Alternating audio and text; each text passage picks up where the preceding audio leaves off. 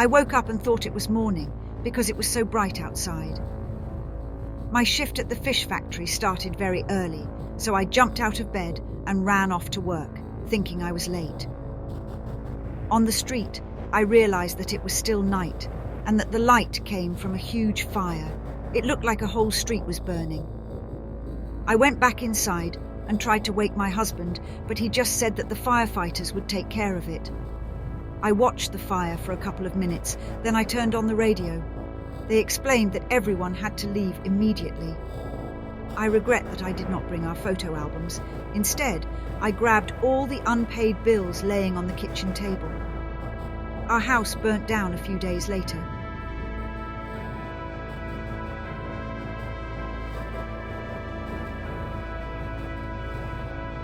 I was in Reykjavik and heard about the eruption on the morning news. I'm a filmmaker and immediately called a friend who owned a small plane. 3 hours later, we landed on Heimaey. That spring, I only left the island on a few occasions and never more than a couple of days. I was trying to get as close to the eruption as possible and often stood on newly solidified but still warm lava. I used a big, heavy 16mm camera and a large wooden tripod which caught fire so many times that I finally had to start using a metal tripod instead.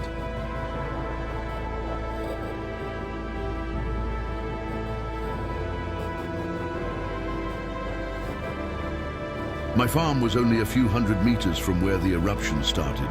The animals woke me up that night, and I might have been the very first person to see the outbreak. I managed to move the animals to safety, all except one horse. It panicked and ran straight towards the eruption. He was hit by the lava and caught fire. It was awful, but there was nothing I could do while he galloped away like a living torch. I remember that night very well. Just before I went to bed, I felt a light earthquake, barely noticeable, but that is not unusual here, so I went back to sleep. After a few hours, I was woken up by a much stronger earthquake. When I looked out the window, I saw a wall of fire at the edge of the town. It was maybe 1 kilometer long and at least 100 meters high. Then I heard the police driving around urging everyone to leave. That actually made me pretty scared. I put on some warm clothes and ran down to the harbour. 20 minutes later, I was sitting on a boat heading for the mainland. No one died during the evacuation, but I think someone died weeks later while they tried to stop the lava from closing the harbour.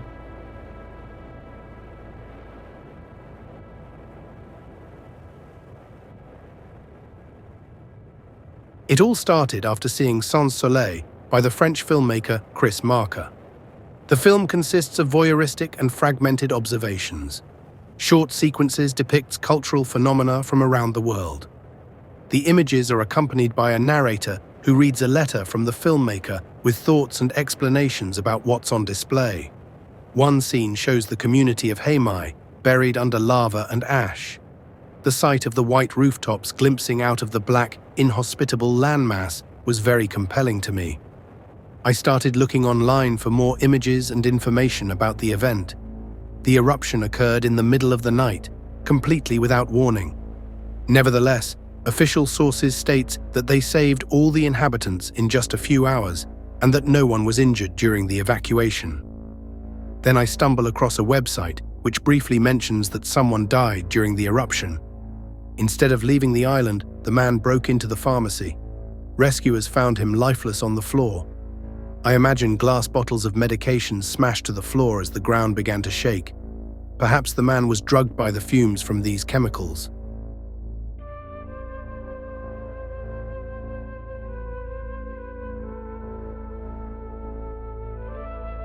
I can't put my finger on exactly why, but something feels strange about the man's death. Some claim he was looking for drugs or alcohol, but what if he was in urgent need of medicine? Why would he choose to break into the pharmacy in the middle of a big eruption? Could it be that he isn't mentioned in other reports to not tarnish the story of the successful evacuation? I feel a strong urge to know what really happened that winter night so many years ago, so I travel to Iceland and Heimaey to find out.